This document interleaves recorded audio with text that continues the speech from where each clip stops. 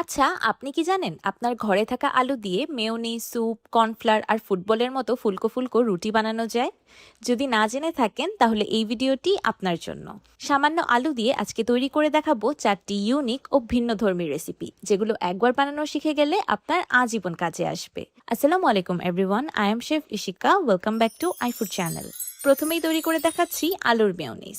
মাত্র 5 মিনিটে 15 টাকা খরচ করে এই পটেটো মেয়োনিজ তৈরি করা যায়।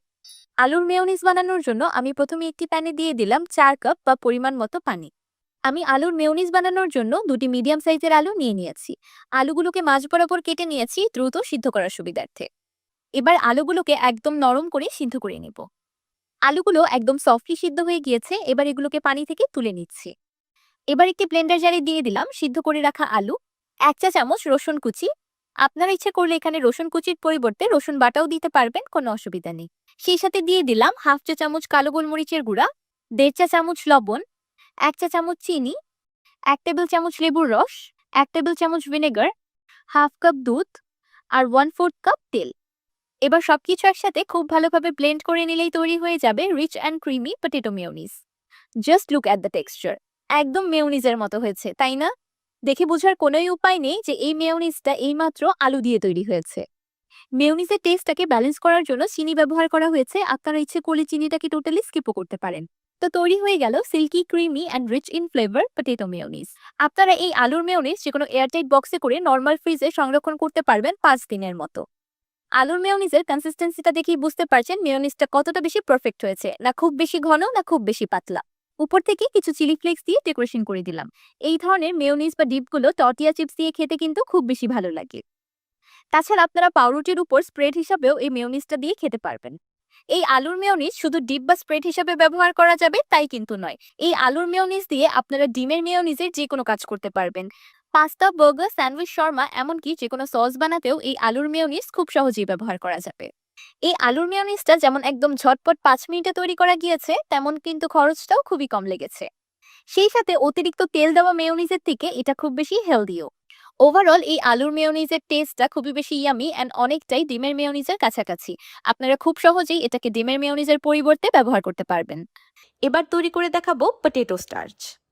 20 টাকা খরচ করে 200 টাকার পটেটো স্টার্চ বা কর্ন স্টার্চ ঘরেই তৈরি করুন মাত্র 10 মিনিটে। কি বিশ্বাস হচ্ছে না? অবিশ্বাস্য হলেও সত্যি। আজকের এই গোপন কমার্শিয়াল রেসিপিটি শিখে আপনাদের হাজার হাজার টাকা বেঁচে যাবে। পটেটো স্টার্চ বানানোর জন্য আমি প্রথমেই নিয়ে নিয়েছি 2 কেজি আলু। আমি আলুগুলোর খোসা ছাড়িয়ে খুব ভালো মতো ধুয়ে নিয়েছি। এবার আলুগুলোকে ছোট ছোট করে কেটে নিব। আমি 2 কেজি আলু ব্যবহার করে পটেটো স্টার্চ তৈরি করে দেখাচ্ছি, যেন যে কেউ অল্প পরিমাণে বানিয়ে প্রথমে দেখে নিতে পারেন। কিন্তু আমি বলবো বানালে একটু বেশি করেই বানাবেন, কারণ জানেনই তো পটেটো স্টার্চ বলেন আর কর্ন স্টার্চ, এগুলো আমাদের প্রতিদিনের রান্নায় খুব কাজে আসে। এবার কেচে রাখা আলুগুলো একটি ব্লেন্ডার জারে দিয়ে দিলাম। এবার আলুতে দিয়ে দিলাম পরিমাণ মতো পানি। এখানে পানির নির্দিষ্ট কোনো মাপ নেই, আলুগুলো ডুবে গেলেই হবে। এবার পানি আর আলু একসাথে খুব ভালোভাবে ব্লেন্ড করে নিব। আমি একটি বড় সাইজের পাত্র নিয়ে নিয়েছি। আপনারা ইচ্ছে করলে এখানে বড় যে কোনো সাইজের বোলও নিতে পারেন। এবার ব্লেন্ড করা আলুর পানিটাকে একটি স্ট্রেনারের সাহায্যে ছেঁকে নিচ্ছি। আলুর যে পানিটা আমি ছেঁকে নিচ্ছি, এই পানিটাই কিন্তু মেইন, এটা থেকেই পটেটো স্টার্চ তৈরি হবে। আলুর এই অবশিষ্ট অংশটাকে ফেলে দিব না, আপাতত এটাকে সাইডে রেখে দিচ্ছি। অনেকেই পটেটো স্টার্চ চিনেন না, তাই আমি তাদেরকে বোঝানোর জন্য ভিডিওতে অনেকবার এটাকে কর্ন স্টার্চ বা কর্নফ্লাওয়ার বলেছি। ঢেকে নিয়েছি। আলুর পানি ছাকার এই কাজটা আপনারা যে কোনো মার্কিন কাপড়, সুতি কাপড় বা নেটের কাপড় দিয়েও করতে পারবেন। তাহলে আমার মতো 2-3 বার ছাকতে হবে না, আলুগুলোকে একবারে ব্লেন্ড করে একবারেই ছেঁকে নিতে পারবেন। আর যদি আপনারা আমার মতো স্ট্রেনার ব্যবহার করেন, তাহলে চেষ্টা করবেন একদম মিহি স্ট্রেনার ব্যবহার করতে, যেন কোনো রকম আলুর অংশ এই পানিতে না যায়। পানি ছেঁকে নেওয়ার পর অবশিষ্ট আলুর পেস্টগুলো আমি একটি বাটিতে জমিয়ে নিয়েছি। এবার এই আলুর পেস্টগুলোতে আবারও পরিমাণ মতো পানি দিয়ে হাত দিয়ে খুব ভালোভাবে মিশিয়ে নিব, কারণ এগুলোতে এখনও কিছু স্টার্চ অবশিষ্ট রয়ে গিয়েছে। এবার আমি আলুর পেস্টগুলো ছাকার জন্য একটি মার্কিন কাপড় ব্যবহার করছি, আপনাদেরকে বোঝানোর জন্য যে আপনারা এই কাপড় দিয়েও খুব ভালোভাবে আলুর পানিগুলো ছেঁকে নিতে পারবেন। এবার এই আলুর পানিটাকেও আগে থেকে স্ট্রেন করে রাখা আলুর পানিগুলোতে অ্যাড করে দিলাম। দেখতেই পারছেন পানির উপরে কতগুলো ফেনা জমে আছে। এই ফেনাগুলোকে হাতের সাহায্যে তুলে নিচ্ছি। এবার এই পাত্রটাকে কোনো রকম নাড়াচাড়া না করে এভাবেই রেখে দিব 10 মিনিটের মতো। 10 মিনিট পর ফিরে এলাম। এই 10 মিনিটে পানিটা লাল হয়ে গিয়েছে আর নিচে পটেটো স্টার্চ জমে গিয়েছে। কোনো রকম নাড়াচাড়া না করে উপর থেকে পানিটা ফেলে দিলেই নিচে পটেটো স্টার্চ দেখতে পাবেন। এবার আমি উপর থেকে লাল পানিগুলোকে ফেলে দিলাম। মাশাআল্লাহ, দেখতেই পারছেন অলরেডি কতগুলো পটেটো স্টার্চ জমা শুরু হয়ে গিয়েছে। এবার আবারও পরিমাণ মতো পানি দিয়ে এটাকে এভাবেই রেখে দিব 10 মিনিটের মতো। 10 মিনিট পর দেখতে পাচ্ছেন আবারও উপরে লাল পানি জমেছে আর নিচে কত সুন্দর পটেটো স্টার্চগুলো জমা হয়ে আছে। এবার ঠিক আগের মতোই উপর থেকে আবারও ময়লা পানিগুলো ফেলে দিব। এই প্রসেসটাকে 3-4 বারের মতো করে নিতে হবে যতক্ষণ পর্যন্ত পানিটা একদম স্বচ্ছ পরিষ্কার না হয়ে যায়। দেখতেই পাচ্ছেন এবারের পানিটা একদম স্বচ্ছ পরিষ্কার হয়ে গিয়েছে, একদম ক্লিয়ারলি পটেটো স্টার্চগুলো দেখা যাচ্ছে। আমি 4 বার পানি চেঞ্জ করে নিয়েছি, আপনাদের ক্ষেত্রে 1-2 বার কম বা বেশিও লাগতে পারে। এবার পটেটো স্টার্চগুলোকে একটি স্টিলের প্লেটে ট্রান্সফার করে নিলাম। এবার পটেটো স্টার্চটাকে কড়া রোদে দিয়ে দিব একদম শুকিয়ে আসা পর্যন্ত। আপনারা ইচ্ছে করলে বারান্দায়, ছাদে বা আপনাদের যেভাবে সুবিধা হয় সেভাবেই শুকিয়ে নিতে পারেন। আমি পটেটো স্টার্চটাকে পুরো একদিন রোদে রেখে দিয়েছিলাম। দেখতেই পারছেন এটা কত সুন্দরভাবে শুকিয়ে গিয়েছে।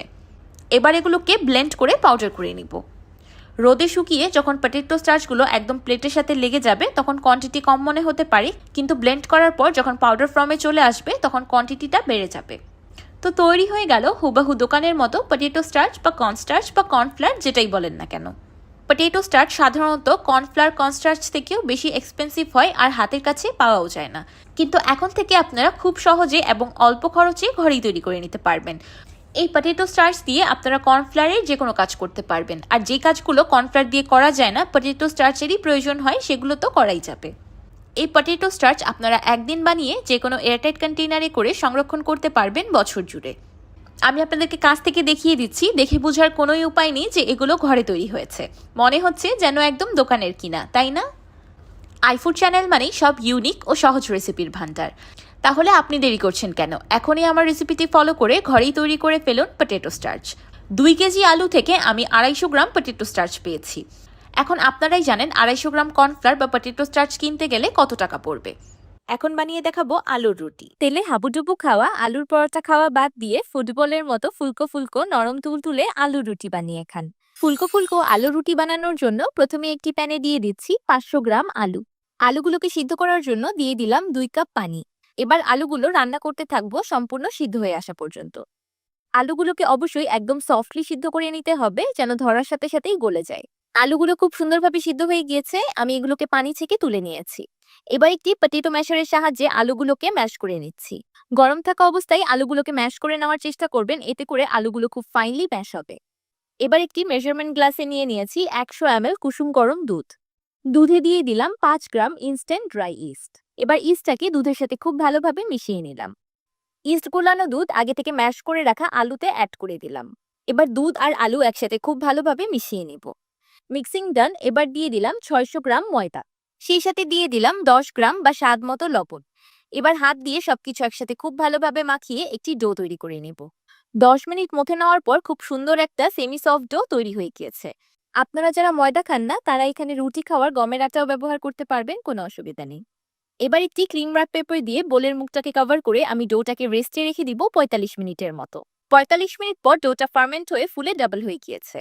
আমি ডোটাকে 13টি সমান ভাগে ভাগ করে নিয়েছি। আমি রুটিগুলোকে একটু বড় সাইজের বানাবো, তাই বড় করে লেচি কেটেছি। আপনারা যেই সাইজের রুটি বানাতে চান সেই সাইজের লেচি কেটে নিলেই হবে।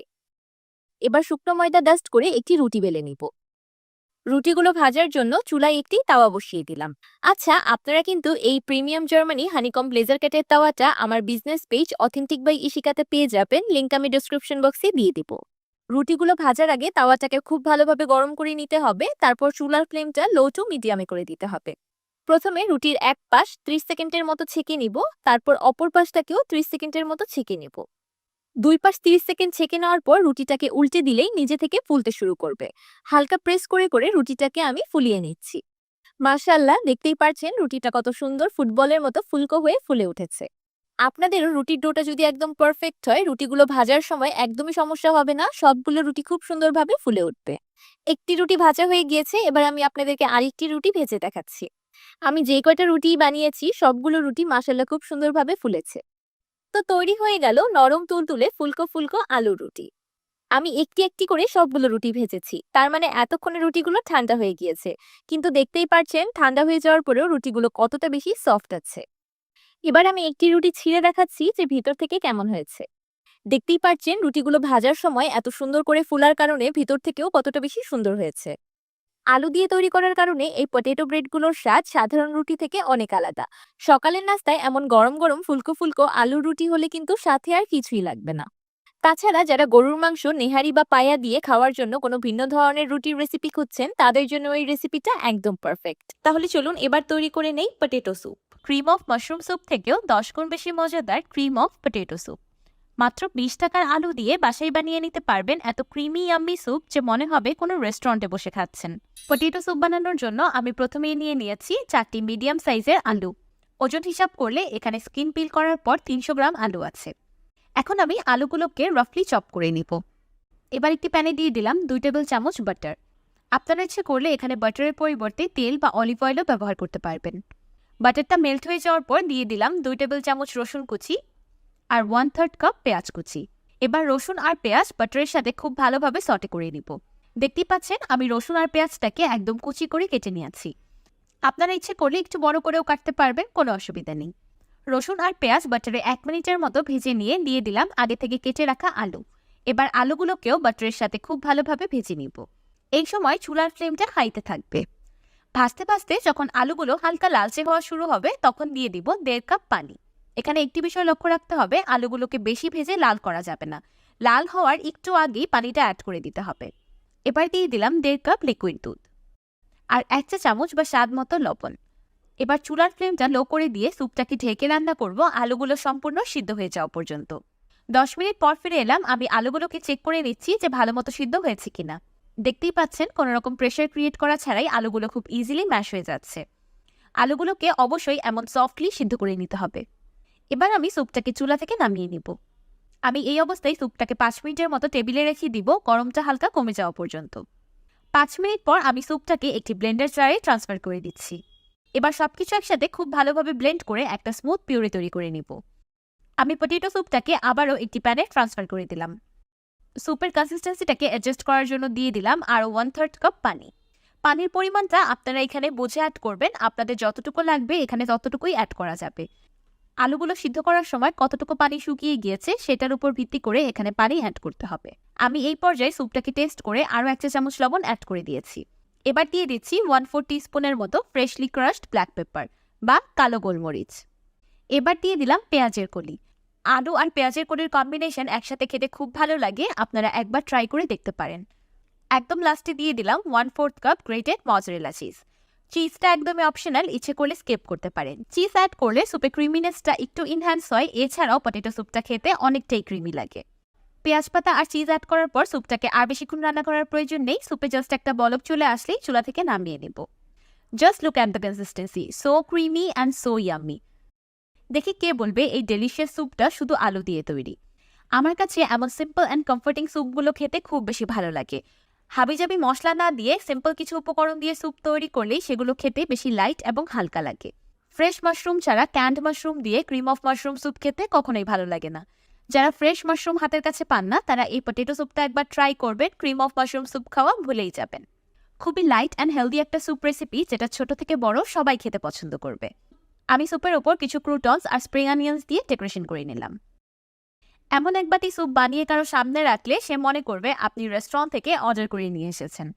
যেমন টেস্টি তেমন বানাতেও ইজি, আর সেই সাথে খরচও অনেক কম। স্যুপটা খাওয়ার সময় আলুর একদমই কোনো রকম স্মেল পাওয়া যায় না, খেতে মনে হয় যেন একদম ক্রিম অফ মাশরুম স্যুপ। আমার তো হাতই থামছে না, আমি তো খেয়েই যাচ্ছি। এমন এক বাটি স্যুপ তো আমি একাই শেষ করে নিতে পারবো।